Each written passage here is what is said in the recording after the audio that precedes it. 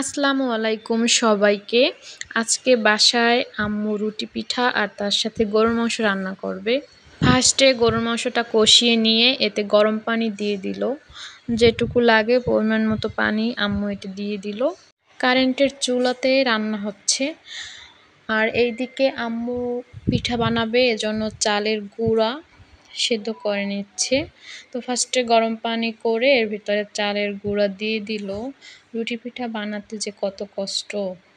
তো এখন চুলার আঁচটা কমিয়ে দিয়ে আম্মু আস্তে আস্তে করে এটা ভালো করে সেদ্ধ করে নিচ্ছে। তো বাসায় আসলে আম্মুর হাতের পিঠা খাওয়া হয়। ঢাকাতে থাকলে তো একা একা রুটি পিঠা বানিয়ে খাওয়া পসিবল না।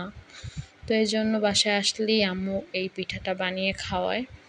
এইদিকে আম্মু সব পিঠা বেলে নিছে, বেলে আমাকে ভাজতে দিছে। তো আমি এই তাওয়ায় সবগুলো পিঠা ভেজে নিছি।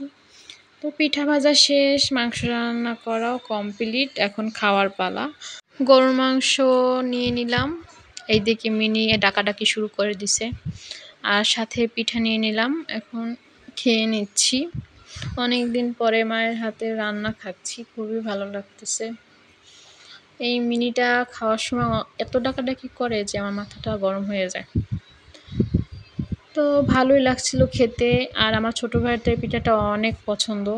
তো মাঝে মাঝে আম্মুকে বলে, মা পিঠা বানিয়ে খাওয়াও। তো আম্মু মাঝে মাঝে ওকে পিঠা বানিয়ে খাওয়া। এরপরে খেয়েছিলাম দই। এই দইটা আমাদের আমতলী চৌরাস্তা থেকেই একটা দোকান থেকে কেনা। দইটা আমার কাছে খুবই ভালো লাগছে, একদম মিষ্টি পারফেক্ট ভাবে হয়েছে। অনেক দই আছে যে অনেক মিষ্টি থাকে, খাওয়াই যায় না। এটা হচ্ছে পরের দিনের ভিডিও। আম্মু এখানে ট্যাংরা মাছ রান্না করতেছে। আম্মুর হাতের মাছ রান্নাটা আমার অনেক ভালো লাগে। আম্মুর হাতের মাছ রান্না আমি অনেক মিস করি ঢাকাতে বসে। এইদিকে আবার মাছ রান্না করে মাংস কষাইতেছে। তো আম্মু মুরগি পালে, হাঁস পালে। তো ওখান থেকে একটা মুরগি জবাই করছিল, তো ওটাই রান্না করা হচ্ছে। আম্মু আগে মাটির চুলায় বেশিরভাগ রান্না করতো। তো এখন এই কারেন্টের চুলা কেনার পর থেকে এটাই বেশিরভাগ রান্না করে। তো গ্যাসের চুলাও আছে বাসায়, সমস্যা হয় না। এই যে মুরগির মাংস রান্না করা কমপ্লিট, কালারটা কিন্তু অনেক সুন্দর আসছে। এরপরে সন্ধ্যাবেলা আম্মু নুডলস রান্না করেছিল। সন্ধ্যার নাস্তায় খেয়েছিলাম নুডলস।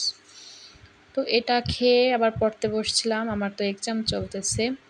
আর আম্মুকে বড় মামা যে ব্যায়াম করার জন্য এই মেশিনটা দিয়েছিল।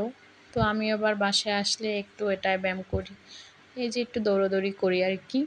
তো ভালোই মেশিনটা। তো আজকে ভিডিওটা এই পর্যন্তই।